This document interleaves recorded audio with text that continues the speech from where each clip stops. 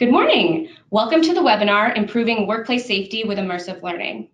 I'm your host, Michaela Lassig, and I'm joined here by Rich Wang, and he is the head of customer success here at Strivr. We will also be joined a little bit later by our chief science officer, Michael Casale, and then as we have a special guest, our and Strivr customer, Lou Tedrick. She is the VP of Global L&D for Verizon. So I'm really glad to be in such esteemed company this morning. For the next 30 minutes or so, we will be diving into a few things. How immersive learning has transformed workplace safety, what the most common use cases and resulting business impacts are. We will be talking to Lou about the Verizon story and how they implemented and benefited from immersive learning. And then we will be talking to Michael about data and insights and what's important and unique to VR-based safety training. And then we will finish off with tips on how to get started at your own company. So I will be pointing you to some additional resources and next steps to close things out, but feel free to submit questions anytime during the presentation and we will definitely get to them as soon as we can. And with that, I will hand things over to Rich. Thanks so much, Michaela. To introduce myself again, I run customer success here at Strivr, and what that means is that I run the teams and the services that are meant to help our customers get up and running quickly with the Strivr solution and make sure that they're having value over time. So before we jump in, just want to share a little bit about Strivr's background and our history. We were founded in 2015 out of Stanford's Virtual Human Interaction Lab and also the Stanford Football Locker Room, where our founder, Derek Belch, joined forces with Jeremy Bailenson, our investor and professor at Stanford, to identify a use case to use virtual reality and immersive learning to train the athletes, to allow them to find better spatial awareness, to get them better repetitions off of the practice field, and to ultimately make better decision making and make them better athletes. Well, that quickly caught fire as we quickly expanded to many teams and penetrated professional leagues across the NFL, the NBA, and the NCAA. In 2016, we started working with the Fortune 1 and realized that there was a huge need to utilize the same use case to address employees and help corporations drive better business impact with their talent. From that point, we started the process of working and developing in the enterprise, and all the logos you see here and the customers here from innovative technology first companies started to find other ways to use our solution, and we've learned so much about that. And ultimately what our customers are telling us is that the way that we prepare today's workforce to handle safety and handle training is outdated. Data points from ATD and Josh Bersin show us where the spend is going today. There's over $1,000 per employee per year being spent. But on top of that, only 40% of that spend business leaders would categorize as unique differentiators to help those businesses win in the market. That seems somewhat inefficient. On top of all that, the learners themselves are saying that the investment in technology and tools is not hitting home. There's only a minority percentage of employees that feel like they're adequately trained to do their work properly. And that results in a loss of employee retention, which hits our customers' revenue base. Those same learners also share that if they were able to get better tools and training, that they would ultimately stay longer, contribute, and develop more into that employee's talent base. And that ultimately drives higher revenue multiples for that business as well. And so what we see from a business outcome standpoint is that safety is not just the responsibility of those teams, it is every leader's responsibility. And as we look at the trends of what is happening in the world around us, those safety issues have become paramount. Liability issues are growing with the advent of social media and how information spreads. Brand perception is at an all-time high in terms of the risk. We don't need to look further than the airline industry to really understand that. On top of that, companies still need to compete on production and output. So operational excellence is still mandatory. There is no time for companies to pull workers off of lines, manufacturing plants, and even in the workplace to spend hours training over and over or reading hundreds of pages in a manual. Companies need to be able to adapt their workflows and their processes in order to adapt to this high-paced world. And finally, from an employee standpoint, many of our customers tell us that they compete and feel like one of their largest differentiators is their employees themselves and their ability to retain, develop, and engage with that talent. And so naturally, from a competitive advantage standpoint, it follows that it's important to optimize those workflows and to ensure that those employees can quickly contribute as fast as possible. And finally, we don't need to look further than our own living rooms to understand how the consumer expectations these days around the technology and tools is blurring between that and what they expect in the workplace as well. And so we see the need for many companies to evolve the tools and technology they're using to train their workforce. And it's no wonder there's been challenges. Traditionally, there's always have to be trade-offs made between scalability and effectiveness, the two things that large enterprises really care about to drive the right business outcomes. On one side of the equation, they've had to really optimize for scale, knowing full well that the retention of that information and the impact of those trainings suffer. And on the flip side, for companies that really care about the quality of the training itself, it comes at the cost of limitations, whether it's a few trainers that are flying around the country to different regional centers or other kind of similar scale issues. Well, we're happy to announce and talk about the concept of immersive learning and how the new science behind the technology of immersive learning and virtual reality make these trade-offs unnecessary. And we'll unpack what that means, both from a scientific standpoint, as well as showing how our customers have been able to measure the success and impact of these initiatives. And so without further ado, welcome to Immersive Learning. And as we look at some of the findings and studies published by Professor Bailenson and his lab in Stanford, we see so many benefits that actually address the needs and connect the dots back to some of the macro trends that we just discussed that businesses are faced with every day. First, VR drives true behavioral change because it connects the dots between what's on paper and what might be in a classroom to their actual work-life situations through simulation-based trainings. It's simply easier for them to see something that jumps off of the page or leaves an instructor's mouth and be able to interact with it themselves. In terms of the effectiveness of the medium itself, there are many studies shown about how it engages the learners very powerfully through immersion and physical engagement, and those lead to higher retention and higher quality of the training received. On top of all that, not only is it scalable from a deployment standpoint, VR allows seamless, intuitive workflows to quickly come off of the line for those workers, to not have to spend countless hours in classrooms, but they can train as it see fit, embedded with a company's workflows and processes and schedules.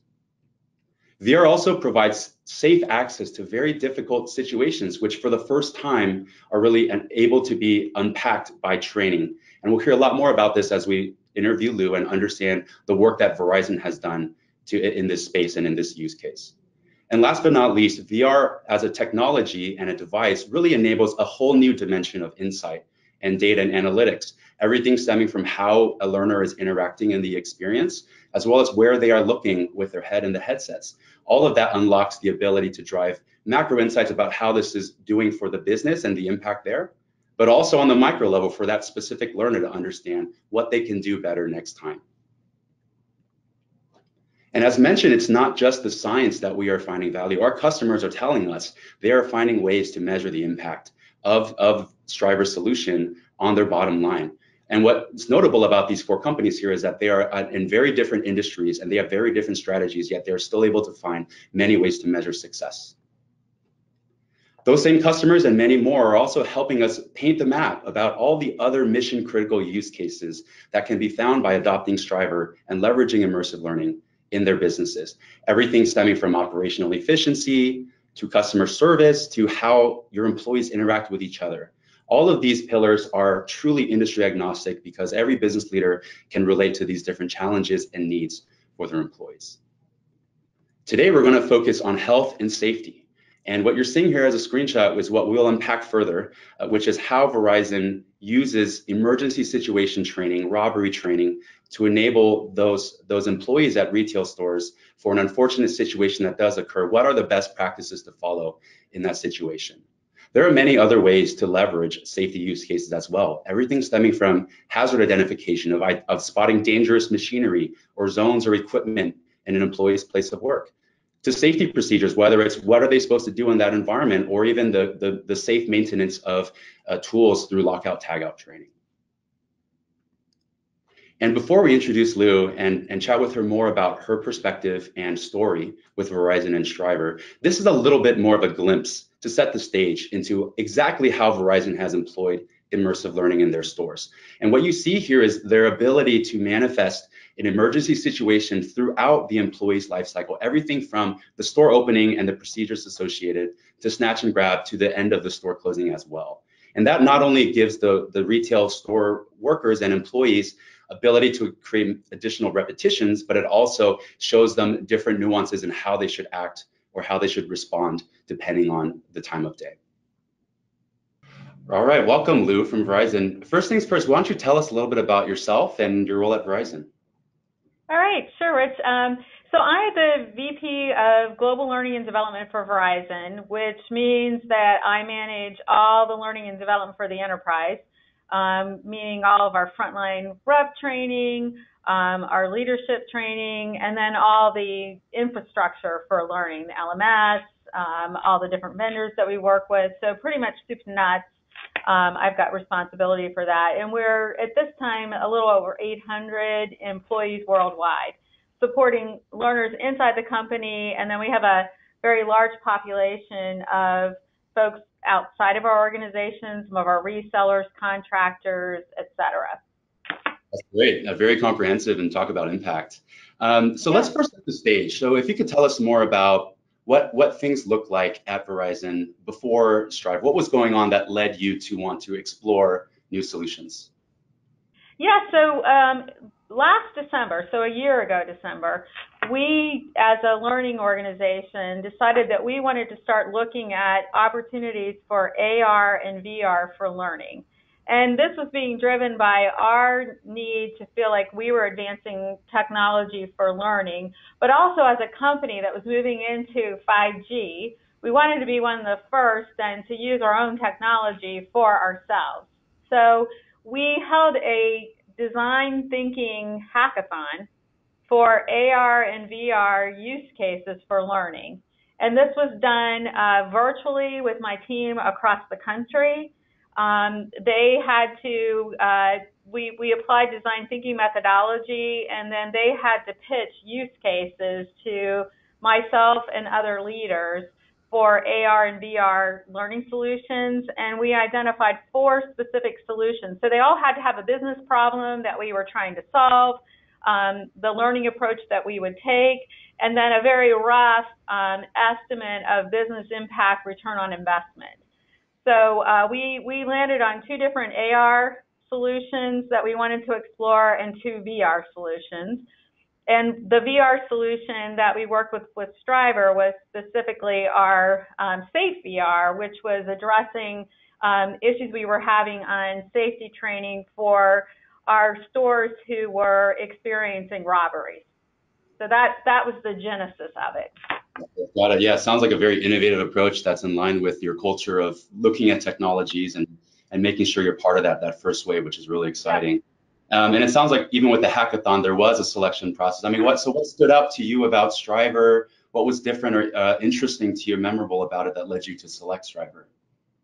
So when we decided that we were going to embark on this training, we had a very specific need in mind. We talked to a couple of different partners in the space, and what we loved about Strivr was in the first couple of meetings that we had with you, we were able to experience some applications that you were doing with other organizations that looked a lot like what we were trying to do. And then secondly, you were able to meet our requirements fairly quickly and economically. So we had talked, to some other folks. So we had even looked at a team inside of our organization that was doing VR work, and their speed to prototype solution was 3 times as long as Strivr. So we made the decision to go with you folks because we felt like you were leading in the space. This wasn't the first time you were doing it, and you could get us there fairly quickly. That's great to hear. It's certainly a lot of components of things we aspire to have for our customers and to deliver for businesses such as Verizon. I'd love to sort of pick a little bit more specifically around the partnership between the learning and development organization and the safety organization, particularly around designing and building the curriculum. And I know that's of interest of all learning development divisions across any Fortune company to understand how does this partnership with the business unit happen. So maybe you could shed some light and insight for us, that'd be very helpful. Sure. So one of the things I think is important to understand is why are we concerned about this particular issue of robberies in our retail stores? And not everyone knows that there is a proliferation of robberies with wireless carriers. So Verizon is not alone in this, and it really is because of the value of the devices that we sell. And so we are targets, across the country for those devices. We have been doing a variety of traditional kind of classroom type training, video training, and we found that our leaders who are running the stores still did not have the confidence, or when they were faced with a robbery, weren't always remembering what they needed to do. So even with lots of training, when faced with a robbery, and you had a binder and you had all the things you needed to do, you kind of froze and didn't necessarily know what to do. So that was a problem that our HR business partners, our head of safety and security, and we wanted to tackle together.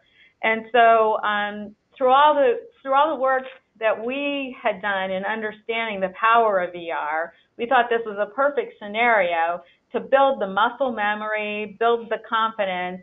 And, we could never really replicate in a traditional instructor-led training, the robbery experience in a way that didn't either feel phony to the, folks would laugh, you just couldn't act like a real robbery. So we just thought this had all the ingredients for VR. And so we engaged HR business partners who helped us with the scenarios. Our head of safety and security was also heavily involved with his staff. We used video footage that we had from real robberies to create the different types of scenarios. And then we looked with them, or what were the most common types of scenarios we face that we really want to spend our time, money, and effort on educating. And those three areas were store openings, store closings, and then that midday stores open, snatch and grab type of robbery. So so it was really based on all the data and the real things we were experiencing that we created our approach to learning. That's great. I mean, first and foremost, I think that's such a business-focused decision around assessing the change in the landscape with the mobile phones and devices that leads to some changes that you need to evolve with for your employees. And that's great. It also speaks to the importance of aligning with leaders across the business units to ensure that upfront buy-in and development of the right curriculum and content. So I'd love to switch gears a little bit and understand more about the impact to your employees themselves. I'm sure it's a wide demographic, a lot of different folks manning your stores, powering Verizon, especially on the retail side. Can you talk about the rollout plan that you use to drive maximum employee engagement? So we were really fortunate at the time that this was ready for us to trial. So we did start with a trial, and that was when we were also rolling out a large leadership academy for our retail store leaders. So these would have been our solutions managers, which are assistant store managers, our general managers who manage the whole store. We were having multiple things for leadership development inside of mock stores. So we decided to couple their SAFE training with the VR experience. So we had about 1,500 of them go through this experience when they were involved in the face-to-face experience. So they got some instructional content, and again, all of our instruction is done inside a store.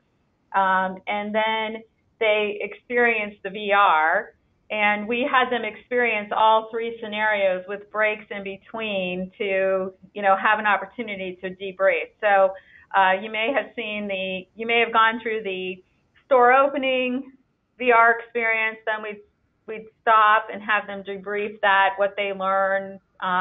We'd then move to the next and the next with pauses in between. And the overall reaction, it was very interesting. They could feel their hearts were racing. They felt like they had experienced a robbery.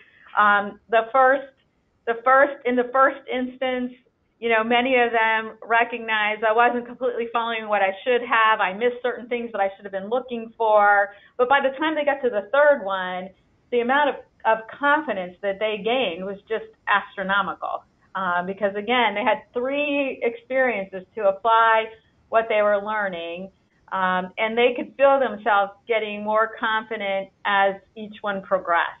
And that was really one of the things that we were looking for. What's the confidence that you have having gone through this, that if you were faced with something like that, you would be able to do exactly what we were supposed to do without having to think too hard about it, because you don't have time in those situations to really stop and think about what you need to do. So we saw great growth in terms of confidence, and then we also saw that they were doing the right things with each progressive scenario. And then I think as they debriefed, the thing that they talked about was, we now know what we should focus on. We know we should focus on the safety of ourselves, our team members, our customers, not the inventory. And again, that was one of the things we wanted to make sure that they knew, that the inventory is replaceable, but you're not. Your team's, we need to not worry about the inventory, worry about the safety of our employees and our customers. So it was incredibly high impact. This is one where I like to measure a lot from a KPI perspective, the investment and the return from, did we attain certain KPIs? This is one where it's a little on the softer side. We don't want to have a robbery to know if we achieved the desired results. So what the measures of success for us were the confidence, and the ability to apply this when you get back, if you had to, how confident do you feel? And then were we seeing a progression of them doing the right things as the scenarios were presented to them? Yeah, I think that's really helpful to hear and understand. I mean, I would agree that measuring the confidence and the sentiment for employees is really kind of the key in leveraging experiences like this. I mean, I certainly can't imagine what I would do in a robbery setting if I haven't had training, hadn't had the practice and the repetition to be able to understand how do I keep my emotions in check yet still do the things that I need to do in order to be successful in this situation. About the rollout plan too, it sounds like what was the secret sauce there in some senses was to just look at how Verizon operationalized training and what workflows existed there and kind of embedding that. So I guess the other question, maybe to broaden that to advice or guidance for other companies as they battle scale and think about operationalizing that, any other practices or tips that you kind of learned along the way? So in this one, for us, it was trialing it to make sure that it works. So before I'd endeavor into something massive, I would want to trial. So that, we try to do that with just about everything that we do, and then we can work the kinks out. One of the things that, because of that trial, we thought we might just be using this with leaders going forward, but to a leader, they said, oh, we've got to do this with our frontline reps as well. So that is actually our plan. And so we are now building kits that we will be sending to our stores, so that not only the leaders there are many leaders we haven't trained yet, so the leaders will be able to experience, but so will their reps. And we've worked really closely with your team, and then I have a learning logistics team who have been building the kits that will get delivered to our stores. We have local learning delivery teams that will work with them as they receive the kits to help them. But the kits are pretty much packaged up so that it should be pretty straightforward how to use the equipment and then how to box it back up and send it back. So there have been a lot of logistics involved in making that happen. We're not yet ready to have a VR headset or two sitting in inside every store. So these are going to be traveling kits. And then as we continue to expand the use of VR for various things within our stores, we'll look at, are we at the point where we'll just always have equipment in the stores for this? But right now we're looking at it as a traveling for us. But I think each company would really have to evaluate what's the right thing to do for our organization and what investment do we need to make. So for us, that's the approach that we're taking. But we should be hitting, in the tens of thousands of employees in all of our retail locations between May and the end of the year with this training. Yeah, absolutely. I'm sure with the, it sounds like a little bit of the crawl, walk, run, yet still thinking of business impact in mind at the end of the day, and Yep. making this investment is absolutely worth it for Verizon, which is helpful to hear. Last question for you, Lou. For you personally as a leader and hearing about kind of your oversight and the whole end-to-end picture for Verizon Learning and Development, what's been the impact of Strivr to you personally? Yeah, so I think this working with Strivr has been a wonderful experience. So we feel like we're working with one of the best in the industry in advancing this technology for learning. And we're also working with you with another project. We're going to try a soft skills approach with one of our call centers. So we're excited to have had this more compliance, safety-driven training, and then a soft skills approach. And then I would say I have been on a mission internally and also externally to really ensure that as we as a profession start to use VR and AR, we use it for all the right reasons. And we use it for those situations that merit the use of VR and not just any situation just because it's a cool thing to do. So, so that's my personal. When you ask like professionally and personally, I am really out there. Like I do not want VR to become the next e-learning where we just overuse it or we use it for the wrong things. I think there are very specific instances in which VR is a tremendous solution, and I'm advocating for keeping us all pretty pure inside my business, but also as an industry. You know, right use for the right learning solution. So Absolutely. Well, Lou, thank you so much for the time. It was incredibly insightful. you're welcome. Thank you. Well, thank you, Rich, and thank you, Lou. We really appreciate your time. I know you have to hop off now. I'd like to hand things over right now to Michael Casale, who is our Chief Science Officer. We know that current training programs can really only provide high-level data and don't give good insights on the mind of the learner. We're really excited to get Michael here to share with you the next generation of analytics and insights that can be provided by VR so you can not only measure performance, but also business impact. All right, Michael, take it away. Thanks, Michaela. Yeah, so I'm Michael Casale. I'm the Chief Science Officer here at Strivr. A lot of the work that I'm doing is to bring life to these really unique and powerful analytics that you can only get through immersive training. So what I'll do is I'll quickly go through briefly each of these categories of insights that we can get from VR training. So things like usage, sentiment, all the way up through skill assessment and on-the-job impact. And so I'll start with usage. And this is pretty straightforward, something that should be familiar to most of you. This is giving us a lot of the just really basic context for how individual trainees are using our training. And that's really important because if we know something about the pattern of usage, when they use it, and who's using it, that really then allows us to create the really unique and powerful insights from VR.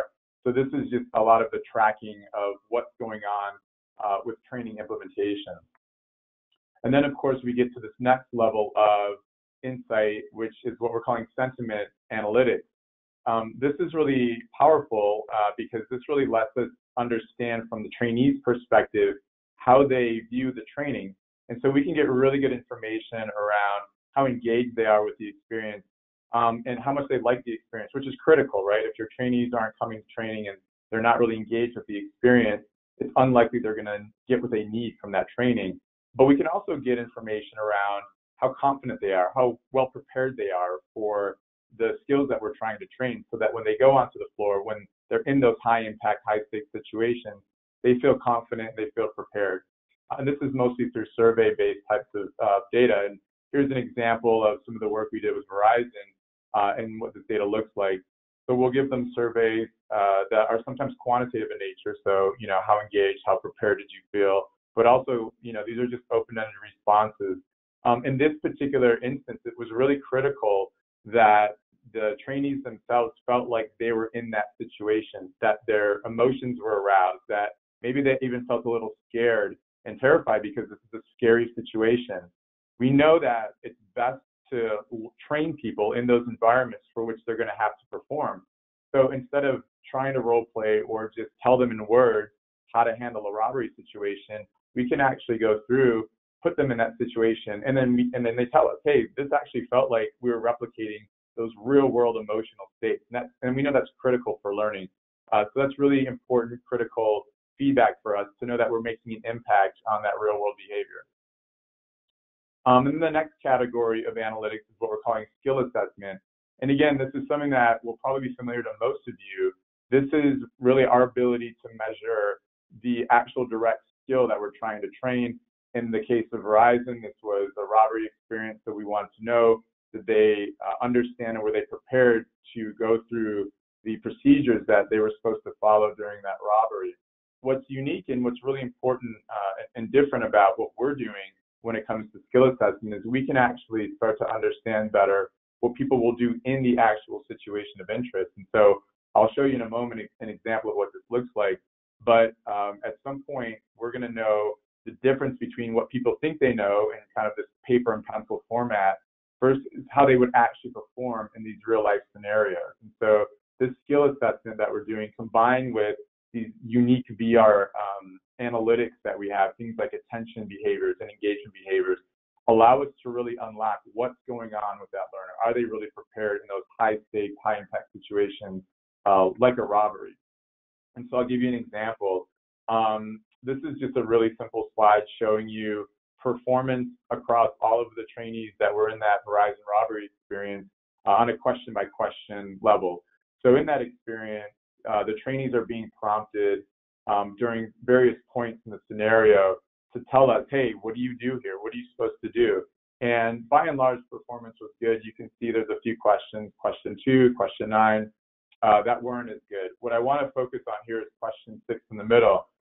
So here you saw about 50% of the people were able to get that correct, and 50% of the people did not get that question correct. And that question was specifically around, what are you supposed to do when a robber interacts with you? And basically the idea is you're not supposed to look at the robber. You're supposed to divert your attention away and subtly assess their appearance, because that's important for later on when the police come. And it turns out, like I said, about 50% of the people got that correct during this training. And that shows two things. One, that there's about 50% of the people that need to go back through and get that point reinforced. But then second, it can be a start of a data point that we can start to dig into and say, hey, do people really understand this concept? Or are they just saying they know it and don't actually, they wouldn't actually behave that way in the real world environment? And that's where we can start to layer on these immersive training, unique types of analytics like attention and engagement. And so now we take those same people, that 50% of the people that got that correct, and we can actually look at their user behavior in the headset in real time when the robbery is happening. And so displayed here are 3 different screenshots from that experience, and overlaid on the screenshots, and actually here you can see the robber kind of yelling at you, telling you to do certain things. And these yellow dots are actually all of the user's attention behavior. And you can see initially when the robber starts yelling at you at this 6 to 7 second period, everybody's focused on the robber. That's where your attention is naturally going to go. But then what you're supposed to do, what these people said they knew how to do, was to actually start to divert your attention away. So divert your attention away and start to subtly assess their appearance, peripheral vision, etc. And we can see that people, about half the people, started to divert their attention away. And even at the critical period, seconds later, so 3-4 seconds after the robber's telling you and yelling at you when your attention is supposed to be diverted, about half these people are still focused on the robber, right? And that's really not what you're supposed to be doing. So in fact, we only see a fraction of these people who said they knew what they are going to do when the robber comes to you and starts yelling at you actually behave that way in the real world. So that's really important, right? That we can start to test and pressure test these people. What would you do in that situation? Not just what do you know you're supposed to do? How do you actually behave? And that's important because we know who's going to be prepared and we know who's not for those very high stakes situations like a robbery. And we can send those people back through training and say, hey, good first attempt. We're going to send you back through training until you actually understand the behaviors you're supposed to exhibit. And that's something that's highly unique to the immersive training and the analytics that come from immersive training. And then the final bucket of analytics I'll talk about is what we're calling on-the-job impact. And so now this kind of starts to tie things together in kind of the business impact that we want to really measure. And we do this through the venue of predictive analytics. And so I mentioned all the other categories of analytic data that we can capture in the headset. Well, ultimately, why that's important is it because it can tell you something about how people are going to behave once they're in that real world scenario, right? So it's all fine and well to know what someone's going to do in the headset. And we do believe that that's a true representation of their real world behaviors. But what's really going to be useful is to know how those behaviors in the headset tie back to some real world KPIs, right? At the end of the day, this is all about making your organizational impact better and performance better, so that it's good for the employees, it's good for the trainees, and it's good for business as well. And so now we can take those very unique behaviors, and what we're finding is that they're actually much more predictive of those real world behaviors on the job performance. And so instead of waiting 6 months, instead of waiting a year for your trainees to actually go into that robbery situation, we can now put you through that 20 minutes of training, 30 minutes of training, and really understand how would you perform in the real world, and actually give you more training if you need it, or if you're good to go, we can send you on the floor and we can feel comfortable about that. So being able to use this even as a diagnostic for how folks are going to perform is really powerful. And it's because of the uniqueness of the data and the amount of data that we're able to collect that make the predictions that much stronger coming from these immersive training. And I want to make sure to state that this isn't something that is unique to VR for Verizon or the Verizon training that we did, but it can be applied broadly for all types of training. And we're seeing this happen again and again with different customers. So to summarize, these are the types of analytics that we're engaged with. As I mentioned at the outset and gave you some examples of, we're looking at things like usage, answering questions around, who's using it, how are they using it, what are they looking at, what kind of training are they exposed to, sentiment analysis, which really allows us to understand how the trainees are engaged with the experiences, how emotionally evocative they think they are, how prepared they're going to feel, and that's obviously critical for them to feel confident when they go into the real world environment. And then the direct skill assessments, again, what do they know, what kinds of areas do they need to improve with, and then how do we actually relate that to real world on-the-job performance.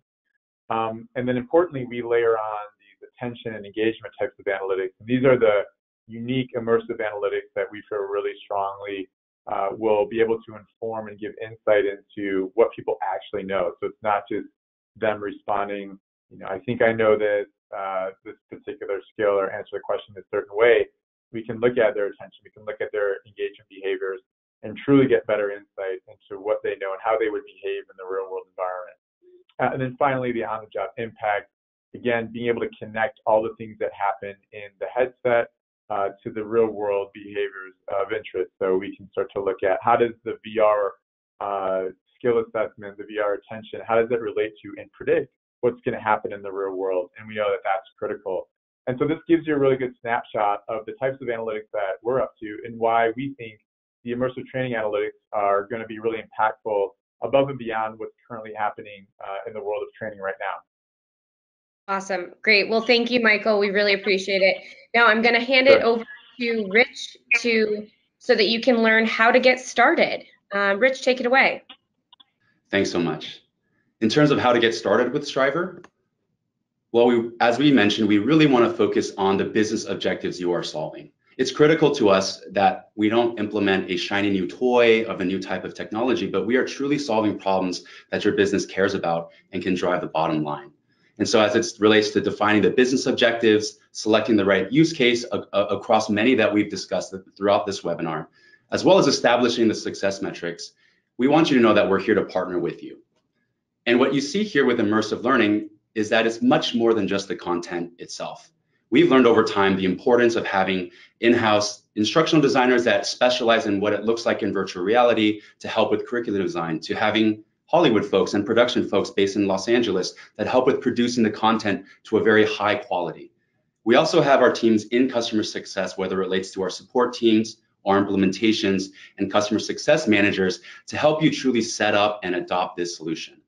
And lastly, from an analysis standpoint, we have analytics teams that really offer services to analyze the data and bring you the insights to make sure not only can we course correct on the training, but we can also build a roadmap to grow together over time and increase the impact that we're having on your business. And so in closing, what did we cover today? Well, first we introduced the idea of immersive learning, and especially that beyond just the content itself. We're seeing that the technology is really driving a step change in the ability for companies to be able to train their employees and also satisfy the expectations of the modern workforce. We also heard from one of our customers, Verizon, and heard about Lou's story of how she selected the right business case, the right problem, and then thoughtfully approached how to drive Strivr over time to create the right effect across the nation for Verizon's retail stores. We also heard from Michael Casale, who unpacked a little bit more of what exactly it means to have new dimensions of data with virtual reality and immersive learning, and gave you some examples of how to act on that data as well and turn them into really valuable insights. And finally, we covered, hey, this is a new technology, this is a new solution, but how to get started, and partnering with Strivr and our services that we've honed over time as we've developed the right strategy and approach with our customers to make sure that we select the right business objective and partner from there. Great. Well, thanks, Rich. We really appreciate that summary. I think it's very important to know how complex and yet simple it is for our customers to implement VR training and partner with us. So I appreciate that. As for next steps, if you're curious to learn more, there's a few things that you can do. First of all, we do have a resources section, and there are a few white papers there that will be of interest to you. The main one is the Transforming Safety with Immersive Learning. So I will be sending that to you after this webinar. And you can always contact us. We can you can reach out to sales@strivr.com, or you can click contact us or contact sales on our website. And always, you can follow us on social media. And we appreciate you guys all joining us today. Thank you, and hope you have a great one.